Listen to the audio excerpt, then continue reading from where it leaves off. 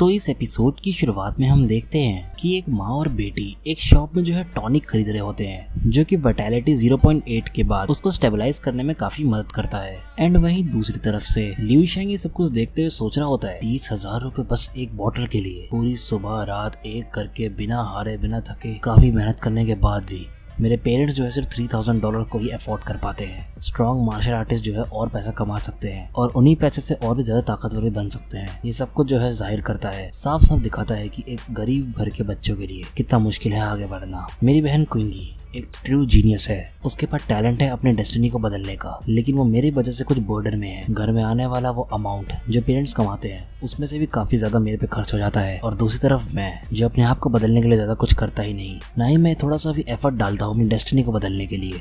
भले ही मैं चाहता हूँ, पूरे दिल से चाहता हूँ इस मार्शल आर्ट्स की दुनिया को ढंग से एक्सप्लोर करने के लिए, लेकिन तब भी गेम्स, लालच और आलस में जो है अपना पूरा दिन और अपनी पूरी पिछली जिंदगी में बिता चुका हूँ, बिल्कुल किसी मछली की तरह जब मैं टैंक में फंसी हुई हो। लेकिन अब ये सब कुछ जो है बदल चुका है। मैंने उस टैंक के सबसे निचले सरफेस से जो है तोड़ करके असली दुनिया में कदम रख लिया है। एक बार फिर से मेरे को एक चांस मिला है अपनी डेस्टिनी को बदलने का, जो मैं करना चाहता हूँ और जो मुझे करना चाहिए। इस बार मैं कोई गलत डिसीजन नहीं लूंगा। एंड लिu शेंग को ऐसे रास्ते पे खड़े खड़े एक मेमोरी आती है एंड वो सोचता है ये क्या था, क्या ये मेमोरी थी मेरी मल्टीट्यूड बैटल मेमोरीज से? तो इसका मतलब है कि मैंने आखिरकार उन फिस्ट टेक्निक को अपना बना लिया है। किसी एक का असली सेल्फ ढूंढना उसके असली नेचर जानने के बाद सच में काफी आसान हो जाता है। शायद से यही वो तरीका है जिसके बारे में टीचर ने क्लास में बताया था, और लगता है मैं इस रास्ते में एक और कदम आगे बढ़ चुका हूँ। इसके बाद यहाँ पे सीन चेंज होता है और हम देखते हैं कि लिu शेंग वापस से अपने सपनों की दुनिया में ज़ॉम्बीज़ को मार रहा होता है बुरी तरह से। एंड इस ज़ॉम्बी को हराने के बाद ये सोचता है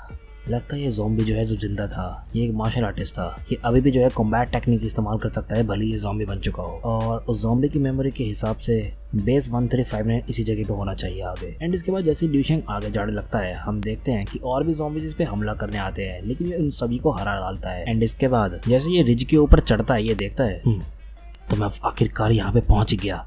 एंड सामने एक बहुत ही जो है छोटा सा और दीवारों में घिरा हुआ एक शहर होता है, और यही वो जगह थी बेस 1359। इसके बाद लिu शेंग यहाँ से नीचे उतरता है और वहाँ की बड़ी बड़ी दीवारों को दिखा करके हमको यहाँ पे अटैक ऑन टाइटन का रेफरेंस दिया जाता है। और इसके बाद जैसे ही लिu शेंग दीवार के बीच के गैप में चढ़ता है हम देखते हैं कि वहाँ बीच में एक और बिल्कुल ही अलग टाइप की बिल्डिंग थी और उसके बीचों बीच कोई बैठा हुआ था। और जब वहाँ पे फोकस जाता है तो हम देखते हैं कि वो भी कोई ज़ॉम्बी होता है जिसके हाथ में एक काटाना होती है और वो काफी बूढ़ा सा था, लेकिन उसकी आंखों की रोशनी और उसका ऑरा इतना तगड़ा होता है कि लिu शेंग के पसीने छूट जाते हैं काफी दूर से ही, और वो थोड़ा सा पुश बैक भी हो जाता है। एंड इसके बाद वो सोचता है आखिर ये क्या था, एक शॉकवेव, किसी तरह का साइकिक पावर, काफी टेरिफाइंग फोर्स था जो भी था। वो जगह कुछ ऐसी नहीं लगती जहाँ पर मैं अपनी करंट एबिलिटीज के साथ जा सकूं। शायद से अभी के लिए मेरे को वापस चलना चाहिए। एंड इसके बाद ये वहां पर जाना छोड़ करके आसपास की जगहों को जो है एक्सप्लोर करने लगता है और वहां मौजूद ज़ॉम्बीज को मार मार के उनके ऊपर से छलांगे मार मार के एक जगह पे पहुंच जाता है, एक अपार्टमेंट जो बिल्कुल ही ऐसा लग रहा था कि अनटच था। और वहाँ कुछ चीजों को जो है एग्जामिन करते करते ये सोचता है कमाल की बात है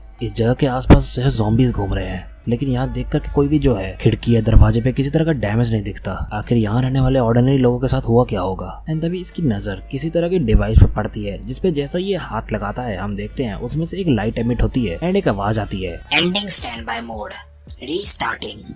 एंड वहाँ से एक AI गर्ल जो है बाहर आती है बिल्कुल कंप्यूटराइज्ड, और वो कहती है हेलो वेलकम यूजर ऑफ टाइहांग टेक्नोलॉजी। जिसको देख करके लिu शेंग सोचता है अब आखिर ये क्या है, एक होलोग्राम वर्चुअल रियलिटी, और एक मिनट आखिर ये मेरी वाली भाषा में कैसे बात कर पा रही है। एंड यहाँ पे ये एपिसोड जो है एंड हो जाता है। तो गाइस एपिसोड तो एंड हो गया और तुम्हारे चलने का समय भी, लेकिन उससे पहले मेरी बात तो सुन लो तुम सब। हमारे चैनल पे अब सुपर थैंक्स का ऑप्शन जो है वो अवेलेबल है, तो जाकर के तुम उसे यूज कर सकते हो हमको सपोर्ट करने के लिए। और साथ ही साथ अगर तुम लोग एनिमे एक्सप्लेनेशन देखने में जो है इंटरेस्टेड हो तो हमारे दूसरे चैनल को सब्सक्राइब कर लो, वहाँ पे जो है एनिमे एक्सप्लेनेशन आते रहते हैं। लेकिन हाँ, सिर्फ एनिमे की जो इंटरेस्टेड है और एनिमे की जो ऑडियंस है सिर्फ वही वहाँ पे जाना। बाकी अब मिलते हैं अगले एपिसोड में, तब तक के लिए बाय, गुड बाय, सायोनारा एंड जाना।